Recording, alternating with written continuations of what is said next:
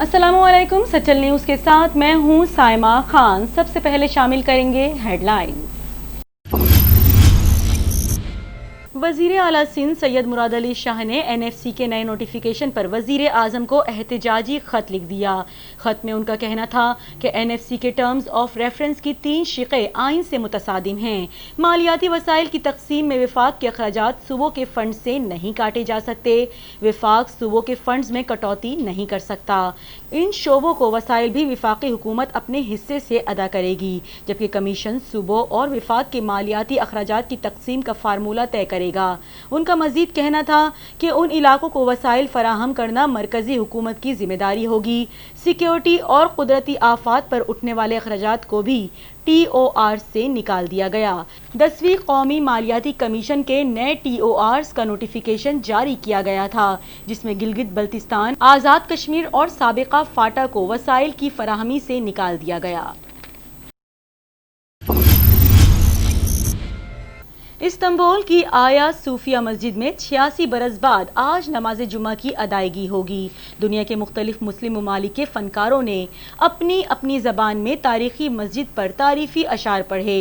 आया सूफिया मस्जिद में सदर रजब तैयब उर्दवान समेत आला शख्सियात शिरकत करेंगी। मीडिया रिपोर्ट्स के मुताबिक तुर्क ऐवान सदर ने ऑफिशियल वीडियो जारी की, जिसमें दुनिया के मुख्तलिफ मुस्लिम ममालिक के फनकारों ने अपनी अपनी ज़बान में तारीखी मस्जिद पर तारीफी अशार पढ़े। तुर्क सदर रजब तैयब उर्दवान ने ट्विटर पैगाम के साथ एक वीडियो जारी की, जिसमें उन्होंने अपने पैगाम में लिखा, ए आया सूफिया, हवाएं लहराती रहें गुंबद पर आज़ादी से, तुम अज़ल से हो हमारी और हम हैं तुम्हारे। बल्दिया उज़्मा अकाउंट्स ब्रांच की अपग्रेडेशन रोक दी गई। साबिक वज़ीर बल्दियात सिंध सईद गनी के स्पेशल कोऑर्डिनेटर रहमतुल्लाह शेख के अहकामात पर तरक्कियां की गईं। अपग्रेडेशन की आड़ में जो जायद तनख्वाहें और अलाउंसेस मुलाजमीन को दिए गए हैं, वो भी वापस ले लिए गए। वज़ीर आला सिंध ने शहर में गैर कानूनी तामीरात की निशानदही पर शदीद बरहमी का इजहार करते हुए सेक्रेटरी बल्दियात को हिदायत की कि निशानदही की जाने वाली 25 गैर कानूनी तामीरात के खिलाफ 7 यौम के अंदर अंदर कार्रवाई की जाए और रिपोर्ट दी जाए। ताहम सेक्रेटरी बल्दियात 5 रोज गुजरने के बावजूद वज़ीर आला सिंध के अहकामात पर अमल दरामद कराने में बुरी तरह नाकाम हो गए। जुमेरात को सिंध असेंबली के इजलास में अपोजिशन के सख्त एहतजाज और शोर शराबे के बावजूद हुकूमत ने 5 बिल मंजूर कर लिए।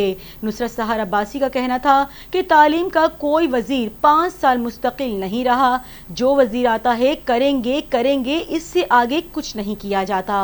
अपोजिशन के अरकान शोर शराबे करते रहे और उन्होंने बिल्स की भरपूर मुखालिफत की।